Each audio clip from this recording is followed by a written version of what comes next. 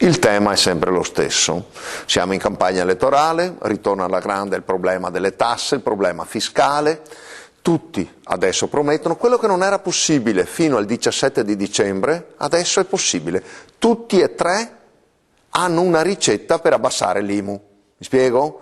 Tutti la vogliono rivedere. Bene, a parte che si poteva fare prima, visto che hanno incassato invece che i 20 miliardi previsti, 23, 24, e si potevano quindi esentare almeno le famiglie con un reddito più basso, magari che avevano un reddito familiare al di sotto di 50.000 euro, sulla prima casa magari poteva non pagarla.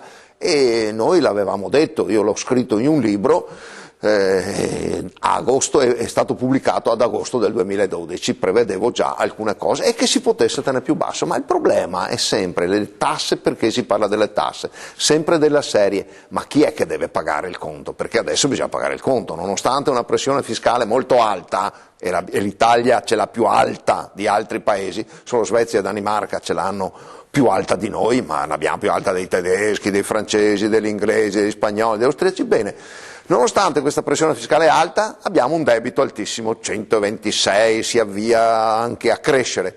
E quindi vuol dire che anche quelli sono soldi che non abbiamo pagato e che dovremo pagare. Chi è che pagherà il conto? Allora qualcuno dice che deve pagare chi non ha pagato. Beh, se parliamo a livello di categorie, allora ci sono i dipendenti pubblici che dicono che sono gli autonomi che devono pagare, gli autonomi dicono che sono i dipendenti pubblici perché sono sicuri, eccetera, eccetera.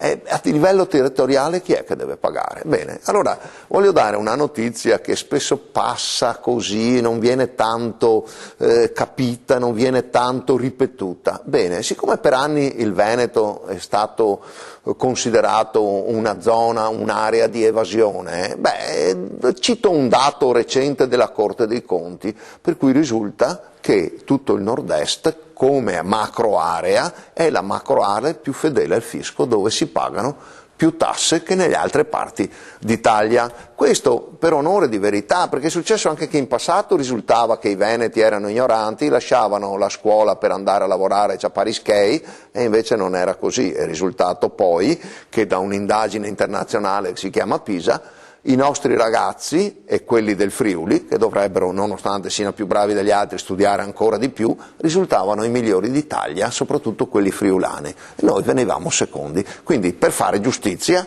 bisogna dire che nel Veneto e nel nord-est siamo più fedeli alle tasse e al fisco delle altre macro aree d'Italia.